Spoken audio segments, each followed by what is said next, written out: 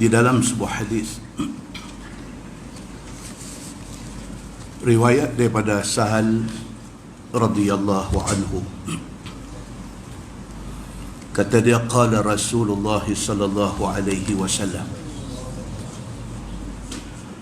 ana wa kafilul yatim fil jannah hakaza,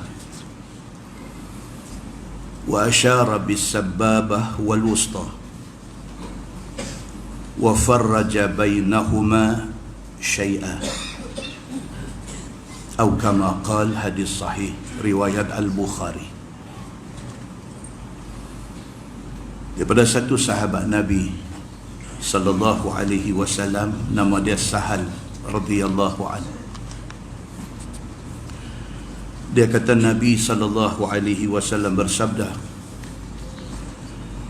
Nabi kata, ana wa kafilul yatim fil jannah hakaza. Nabi kata, aku dan orang yang menguruskan anak-anak yatim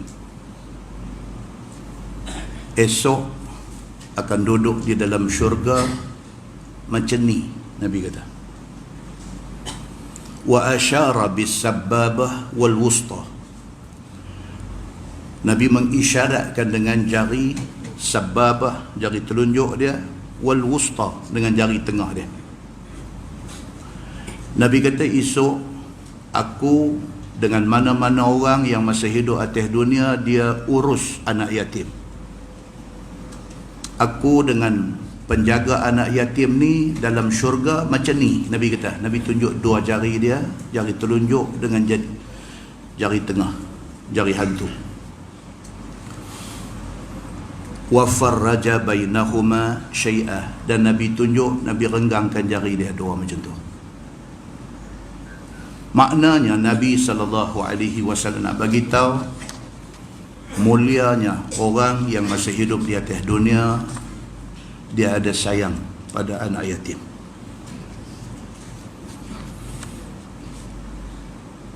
Di sana ada sebuah hadis riwayat daripada Abi Hurairah radhiyallahu anhu. Kata dia, Nabi sallallahu alaihi wasallam bersabda, Nabi kata, ijtanibus sab'al mubiqat. Qal, ya Rasulullah, wa ma khun? Qal, asyirku billah, was-sihru, wa qatlun nafs allati harramallahu illa bil haqq, wa aklu riba, wa aklu malil yatim, wa tawalli yawm az-zahfi, wa qazful muhsanatil mu'minatil ghafilat, atau kama qala, hadis sahih riwayat Al-Bukhari. Nabi sallallahu alaihi wasallam kata, hendaklah hampa sedaya upaya jauhkan diri daripada buat 7 benda ni. Nabi kata 7 benda itu as-sab'al mubiqat, 7 benda yang boleh membinasakan. Siapa buat 1 atau 2 atau 3 ataupun ke-7 benda ni, binasa iman dia. Apa dia? Yang pertama, asyirku billah, syirik kepada Allah. Ini dosa besar. Yang kedua, was-sihru, sihir. Tidak boleh belajar dan tidak boleh praktis sihir ini. 3, wa qatlun nafsi allati harramallahu illa bil haqq. Tidak boleh bunuh diri dan tidak boleh bunuh orang. Yang keempat, wa aklur riba. Tidak boleh involve, tidak boleh terlibat di dalam mana-mana aktiviti riba. Yang kelima, wa aklu malil yatim, makan harta anak yatim. Ayat ni yang fokus dalam mukadimah ini. Tidak boleh kita makan harta anak yatim melainkan dengan cara yang betul. Sekali kita habaq cara betul itu macam mana. Wattawalli yawma zahfi, tidak boleh lari daripada medan perang. ditakdirkan berlaku perang antara Islam dengan musuh Islam, kita tidak boleh lari, sama ada menang ataupun syahid. Dan yang ketujuh, wa qazful muhsanatil mu'minatil ghafilat, menuduh perempuan yang mukminat, yang baik-baik melakukan zina. Muslimin dan muslimat yang dirahmati Allah sekalian, dalam sebuah hadis riwayat daripada Ibni Abbas radhiyallahu anhuma, kata dia, lamma nazalat hazihi al-ayah wala taqrabu mal al-yatim illa billati hiya ahsan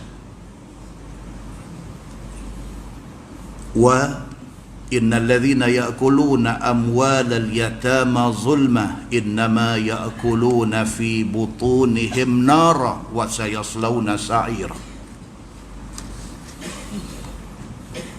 Qala ijtanaba an-nas mal al-yatim wa at-ta'amah fashaqqa dhalika 'ala al-muslimin fashakaw ذلك إلى النبي صلى الله عليه وسلم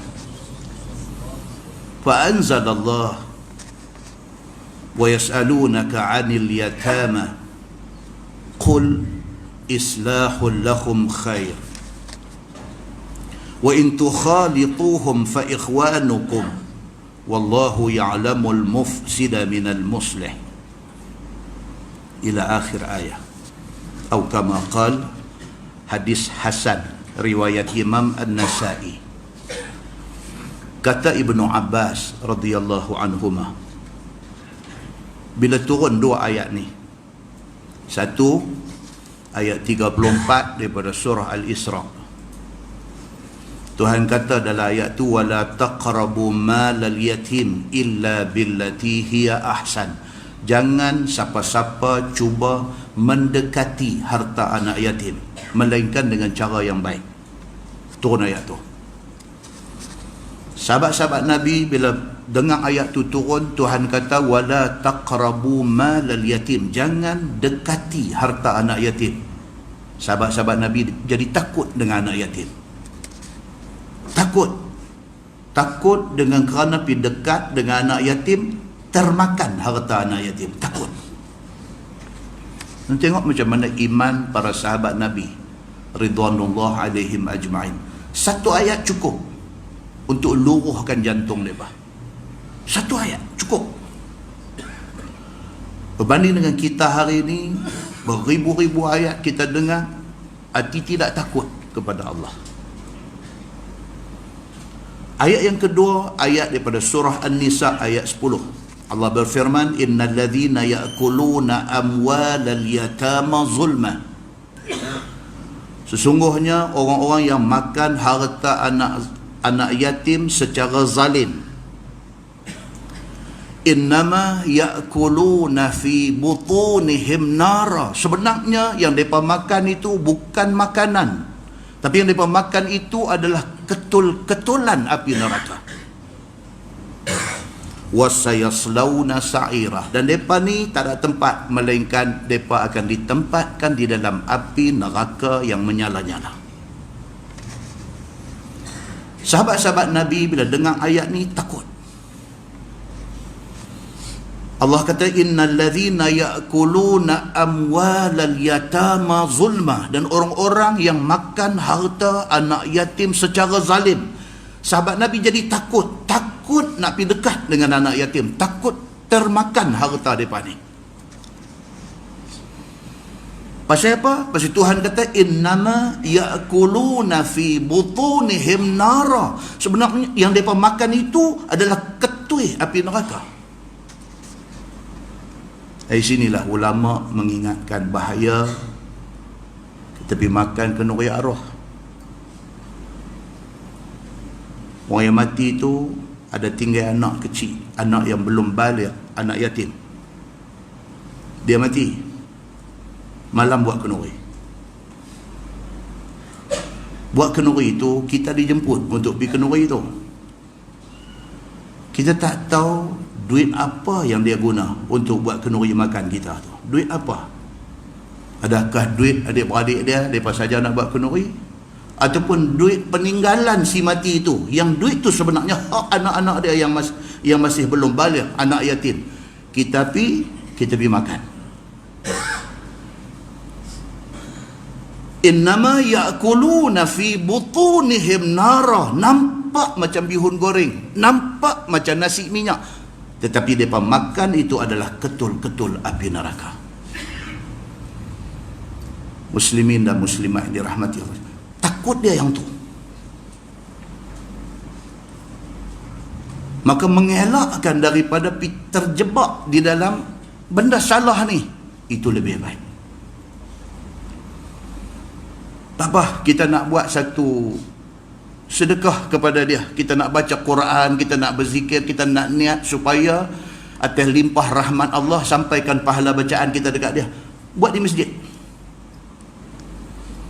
Bila pergi di rumah, dia kalau nak masak, dia kalau nak bagi kita makan, takkan kita nak pergi duduk tanya pula ni hampa masak, ni hampa pakai duit. Ini cerita lain, cerita panjang. Tak payah, dalam qaryah kita ada kematian, kita buat di masjid. Jangan diberatkan keluarga yang ditimpa musibah itu. Muslimin dan muslimat yang dirahmati Allah sekalian, sahabat Nabi takut. Dia turun ayat cerita, kata jangan kamu makan harta anak yatim. Pasal apa? Pasal nampak macam makan harta anak yatim, tapi sebenarnya hampa makan ketui api neraka. Wasayaslauna sa'ira. Tuhan kata dia akan masuk dalam neraka yang menyala-nyala. Sa'ir maksudnya menyala. Kata dalam hadis tu, dia kata ijtanaban nasu malal yatim wa ta'amah. Bila turun ayat ni, para sahabat Nabi mengambil sikap menjauhi anak-anak yatim, harta anak yatim dan makanan mereka. Sahabat Nabi ni, bila turun ayat ni, pakat tekan brek. Takut kot sekali lagi termakan harta anak yatim. Mereka tekan brek sampai ke tahap jadi macam mereka pulau anak yatim pula dah. Terlampau punya takut ni, sampai akhirnya anak yatim tu jadi macam kena boykot, macam kena pulau. Orang kenci mana? Orang kenci mana? Kontrol gula. Kontrol gula ni, tak mau nak ambil gula ni sampai tak ada tenaga, sampai pengsan. Sahabat Nabi takut kok termakan harta anak yatim, pakat tekan brek. Tak mau pergi duk sangkut dalam kih makan harta anak yatim ni, sampai jadi macam duk pulau anak yatim pula. Siapa pun tak berani pergi duk bercampur dengan mereka. Fashaqqa dhalika 'alal muslimin. Dalam hadis tu kata, maka ini menjadi satu masyaqqah, menjadi satu susah kepada orang-orang Islam. Jadi masing-masing pakat duk kata ni, gimana cerita ni? Betul ke kita ambil sikap tak mau pergi berguir dengan anak yatim ni kerana takut termakan harta mereka? Betul ke apa yang kita buat ni? Maka itu menjadi satu masyaqqah di kalangan orang Islam. Ada rasa macam tak kena, ada rasa kita buat ni kerana kita nak jaga supaya kita tak termakan harta anak yatim. Fashakau dhalika ila Nabi sallallahu alaihi wasallam. Maka sebahagian sahabat pergi mengadu benda ni kepada Nabi sallallahu alaihi wasallam. Zaman tu senang. Pasal apa? Pasal Nabi ada. Apa-apa hal Nabi tu ada, jom tanya Nabi. Tanya Nabi, settle problem. Lah ni susah lah. Bila timbul masalah, kita nak tanya siapa? Nabi tak ada. Yang ada orang-orang yang membawa ajaran Nabi, alim ulama. Kita pergi tanya alim ulama A kata macam ni, pergi tanya B kata macam ni, pergi tanya si. Penin dengan kita-kita sekali. Penin. Kita pergi tanya dia ni, kita tengok latar belakang dia, pengajian dia universiti mana, tengok dia apa nama, nampak okey, boleh kita tanya dia. Bila kita tanya dia, dia bagi satu jawapan, kita kata okey. Dia tengok pula ustaz yang kedua, nampak okey juga. Dia ni pun tengok latar belakang pengajian dia pun okey juga. Pergi tanya, jawapan bercanggah dengan kawah amula tadi. Pening. Untung para sahabat Nabi ridwanullah alaihim ajma'in, kerana Nabi ada. Bila timbul masalah, tanya Nabi, itu muktamad. Maka kisah tadi ni, kisah bila turun ayat Quran kata jangan kamu dekati harta anak yatim, jangan kamu makan harta anak yatim. Kalau kamu makan juga, kamu macam makan ketui api neraka, kamu masuk dalam neraka yang menyala. Turun ayat ni, sahabat-sahabat jadi takut, masing-masing pakat duk lari jauh daripada anak yatim. Maka akhirnya anak yatim jadi macam terpulau. Mereka fikir balik, kenakah kita buat ni? Betul ke tindakan kita ni? Mereka kata, pitanya Nabi lah senang. Maka mereka ni fasyakau dzalika ila Nabi sallallahu alaihi wasallam. Dia mengadu kepada Nabi sallallahu alaihi wasallam. Fa anzalallah, Allah buat turun ayat. Tuhan kata, wa yasalunaka 'anil yatama qul islahul lahum khair. Tuhan buat turun ayat, depa tanya kamu wahai Muhammad tentang hal anak yatim, kata dekat depa islahul lahum khair. Kalau hampa buat baik kepada anak yatim, itu baik. Islam tidak suruh hampa lari daripada anak yatim. Islam tidak suruh hampa boykot anak yatim. Islam tidak suruh macam tu. Islam suruh buat baik dekat mereka. As long as hampa buat baik dengan anak yatim, itu baik. Tuhan kata, wa in tukhalituhum fa ikhwanukum. Tuhan kata kalau hampa piduk bercampur berguih dengan anak yatim, depa memang saudara hampa. Hampa kena bercampur dengan depa. Wallahu ya'lamul mufsid minal muslih. Tapi Allah Subhanahu wa taala dia tahu di antara hampa siapa yang nak buat rosak dan siapa yang nak buat baik.